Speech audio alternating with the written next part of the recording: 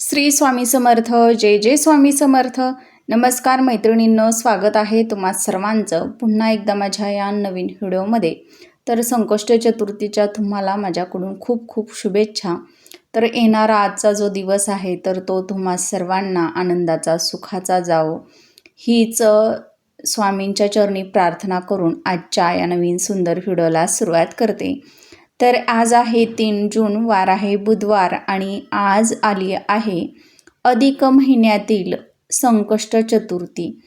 तर अधिक महिन्यामध्ये येणारी ही संकष्ट चतुर्थी जी आहे तर ती त्रिभुवन संकष्ट चतुर्थी म्हणून ओळखली जात असते. प्रत्येक महिन्यामध्ये संकष्ट चतुर्थी ही येते, पण त्या प्रत्येक संकष्ट चतुर्थीचं महत्त्व हे देखील खूप वेगवेगळं असतं. आणि अधिक मास हा 3 वर्षातून एकदाच येत असतो आणि ही संकष्ट चतुर्थीसुद्धा 3 वर्षातून एकदाच येत असते. म्हणून आपल्या हिंदू धर्मामध्ये या संकष्ट चतुर्थीला अत्यंत पवित्र आणि शुभ मानलं गेलं आहे आणि विशेष असं महत्त्वसुद्धा या संकष्ट चतुर्थीला दिलं गेलं आहे. तर ही संकष्ट चतुर्थी आज असणार आहे. तर या संकष्ट चतुर्थी जी आहे तर तिची सुरुवात जी आहे तर ती 3 जूनला आज बुधवारी रात्री 3:22 सुरू होत आहे आणि ती 4 जूनला गुरुवारी रात्री 11:31 समाप्त होणार आहे. चंद्रोदयाची वेळ ही बुधवारच्या दिवशी असल्यानं हे व्रत आपल्याला आजच करायचं आहे आणि चंद्राची पूजा उपवास जो आपण करतो किंवा व्रत जे करतो तर ते सुद्धा आपल्याला 3 जूनला म्हणजेच आज करायचं आहे. धार्मिक दृष्टीनं हा दिवस अत्यंत महत्त्वाचा असल्या कारणामुळं या महिन्यामध्ये येणाऱ्या संकष्ट चतुर्थीच्या दिवशी बरेच जण बघा सेवा काही प्रभावी उपायसुद्धा करत असतात आणि असाच एक अतिशय महत्त्वाचा उपाय मी आज तुमच्याबरोबर शेअर करणार आहे. त्यामुळे तुम्ही हा व्हिडिओ शेवटपर्यंत पाहायचा आहे म्हणजे याची तुम्हाला संपूर्ण माहिती मिळून जाणार आहे. संध्याकाळी आपल्याला 11 दिव्यांचा प्रभावी उपाय हा नक्की करायचा आहे. यामुळे आपल्या घरातील सर्व नकारात्मकता, शत्रुपीडा, विघ्न जे आपण अडचणी असतील तर त्या दूर होऊन घराची, मुलांची अतिशय भरभरून अशी प्रगती होईल. घरामध्ये सुख, समृद्धी, वैभव, ऐश्वर्याची प्राप्ती होईल. साक्षात गणपती बाप्पांचे आशीर्वाद तुम्हाला प्राप्त होतील. या महिन्यामध्ये आपण केलेल्या कोणत्या पण सेवा असतील, छोटे मोठे उपाय असतील तर त्याचं 33 पटींनी अधिक पुण्यफळ हे आपल्याला प्राप्त होत असतं. हे तर आपल्याला माहितीच आहे. या अधिक महिन्यामध्ये 33 या संख्येला विशेष असं महत्त्व दिलं गेलं आहे. त्यासोबतच हा महिना पूजापाठ, मंत्रोच्चार, त्यासोबतच स्नान, दानधर्म यासाठी अतिशय शुभ मानला गेला आहे. त्यामुळे आपल्याला आज होता होईल एवढा आपल्या कुवतीप्रमाणे दानधर्म जो आहे तर तो करायचा आहे. तुम्ही वस्त्रदान केलं तरी चालेल, अन्नदान केलं तरीही चालेल. हे जे दान आहे तर ते करण्याला विशेष असं अधिक मासामध्ये महत्त्व आहे. तर हा अधिक मास पण बघा 17 मेपासून सुरू झालेला आहे म्हणजे जवळपास हा अधिक मास सुरू होऊन 15 दिवस होऊन गेलेले आहेत आणि आता या अधिक मासातील फक्त 15 दिवस बाकी राहिलेले आहेत आणि आज संकष्ट चतुर्थी आहे. तर आज आपल्याला गणपती बाप्पांची विधिवत पूजा करून घ्यायची आहे. म्हणजे बघा गणपती बाप्पांचा अभिषेक करायचा आहे. अभिषेक केलेलं जे तीर्थ आहे तर ते आपल्याला आपल्या मुलांना प्यायला द्यायचं आहे आणि शिल्लक राहिलं तर आपल्याला पिण्याचं जे पाणी असतं तर त्या पाण्यामध्ये आपल्याला हे तीर्थ ओतायचं आहे. तर ही जी सेवा आहे तर ती अतिशय महत्त्वाची असते संकष्ट चतुर्थीच्या दिवशी करणं. कारण की गणपती बाप्पा जे आहेत तर ते आपल्यावरती येणारं प्रत्येक विघ्न, संकट दूर करत असतात. ते प्रथम पूजनीय आहेत. आता बघा कोणतं पण शुभ कार्य आपल्या घरामध्ये असू द्या, आपण प्रथम गणपती बाप्पांचं पूजन करत असतो. कारण की ते कार्य जे आहे, जे आपण हाती घेतलेलं शुभ काम आहे तर ते निर्विघ्नपणे गणपती बाप्पांच्या कृपेनं पार पडावं म्हणूनच आपण त्यांची प्रथम पूजा करत असतो आणि म्हणूनच त्यांना प्रथम पूजनीय हे स्थान प्राप्त झालेलं आहे. आपल्या घरामधील आपली देवपूजा आपल्याला करून घ्यायची आहे. गणपती बाप्पांच्या मूर्तीवरती अभिषेक करायचा आहे.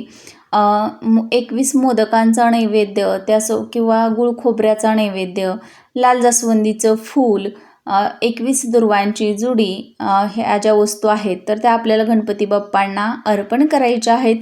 विधिवत आपल्याला आज त्यांचं पूजन करून घ्यायचं आहे. ओम गण गणपते नमः या मंत्राचा आपल्याला होता होईल एवढा जप आज दिवसभरामध्ये करायचा आहे. आणि संध्याकाळच्या वेळी आपल्याला हे 11 दिव्यांचा प्रभावी उपाय करायचा आहे. म्हणजे 11 दिव्यांचं दीपदान आपल्याला करायचं आहे. कारण की अधिक मासामध्ये दीपदान करण्याला विशेष असं महत्त्व प्राप्त झालेलं आहे.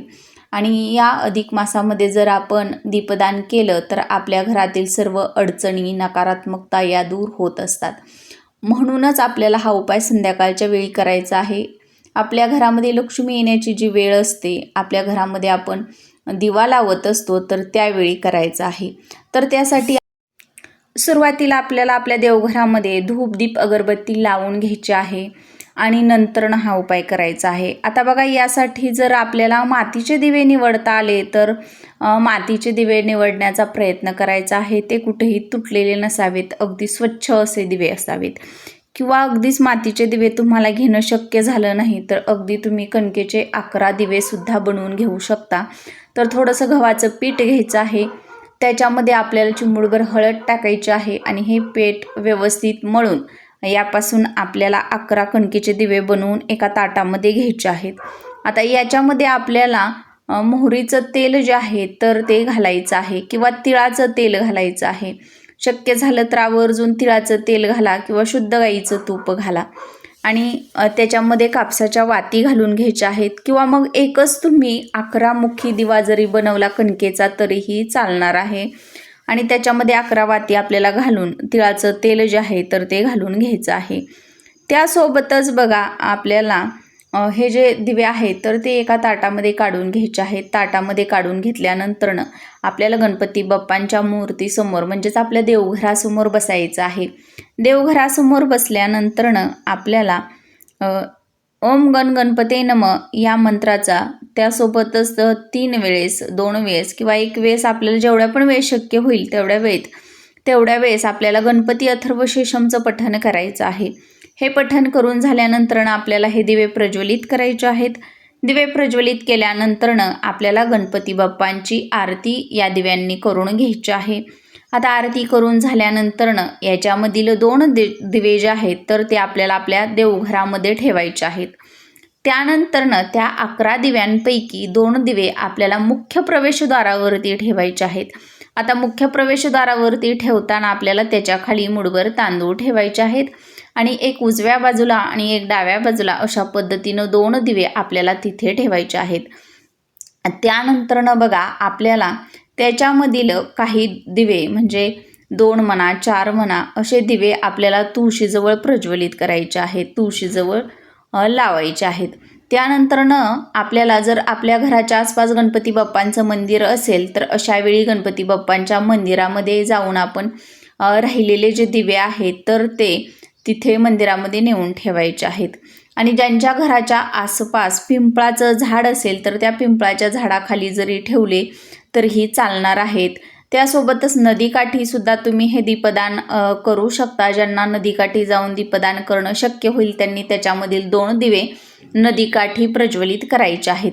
आणि ज्यांना पिंपळाच्या झाडाखाली किंवा नदीकाठी हे दीपदान करणं शक्य होणार नाही त्यांनी अगदीच मग फक्त गणपती बाप्पांच्या मंदिरामध्ये जाऊन राहिलेले दिवे प्रज्वलित करून ठेवले तरीही चालणार आहेत. आणि आपल्याला परत येताना गणपती बाप्पांकडे मनोभावे प्रार्थना करायची आहे. दोन्ही हात जोडून तुमच्या घरामध्ये येणाऱ्या ज्या पण अडचणी असतील, मुलांच्या शिक्षणासंबंधित काही अडचणी असतील, मुलांवरती सारखी संकट विघ्न येत असतील तर ती दूर करण्यासाठी, तुमच्या घरामध्ये लक्ष्मी माता स्थिर राहण्यासाठी आपल्याला गणपती बाप्पांकडे प्रार्थना करायची आहे. आणि या सर्व अडचणी दूर करून तुमच्या घराची, मुलांची भरभरून अशी प्रगती व्हावी अशी प्रार्थना करून आपल्याला आपल्या घरी यायचं आहे. आता बघा, दुसऱ्या दिवशी तुम्ही हे जर कणकेचे दिवे करून दीपदान केलेलं असेल तर दुसऱ्या दिवशी याच्यामधील म्हणजे तुळशीजवळ ठेवलेले दिवे, उंबरठ्यावरती ठेवलेले दिवे, देवघरामध्ये ठेवलेले दिवे हे आपल्याला त्याच्यामधील वाती ज्या आहेत तर त्या काढून निर्माल्यामध्ये टाकायच्या आहेत. या कणकेचा एक गोळा तयार करायचा आहे आणि तुम्हाला गाईला खाऊ घालायचा आहे. आणि अगदीच जर तुम्ही मातीच्या दिव्यांचा वापर केलेला असेल तर त्याच्यातील वाती काढून हे दिवे तुम्ही घासून स्वच्छ करून पुन्हा वापरले तरीही चालतील. तर अशा पद्धतीनं आपल्याला हा 11 दिव्यांचा प्रभावी उपाय करायचा आहे. म्हणजे 11 दिव्यांचं दीपदान तुम्हाला या अधिक मासातील संकष्ट चतुर्थीच्या दिवशी करायचं आहे. यामुळं हे जर दीपदान आपण या संकष्ट चतुर्थीच्या दिवशी केलं तर आपली कठीणातील कठीण इच्छा पूर्ण होते. आपल्या सर्व इच्छा मनोकामना पूर्ण होत असतात. आपल्या मुलांवरती येणारी सर्व विघ्न संकटही जी आहेत तर ती दूर होत असतात, अशी धार्मिक मान्यता आहे. त्यामुळे प्रत्येकानं आवर्जून हा 11 दिव्यांचा प्रभावी उपाय नक्की करायचा आहे. माहिती आवडल्यास लाईक करा, शेअर करा आणि चॅनलवर नवीन आला असाल किंवा पहिल्यांदाच चॅनलला भेट दिली असेल तर प्लीज चॅनलला सबस्क्राईब करायला विसरू नका.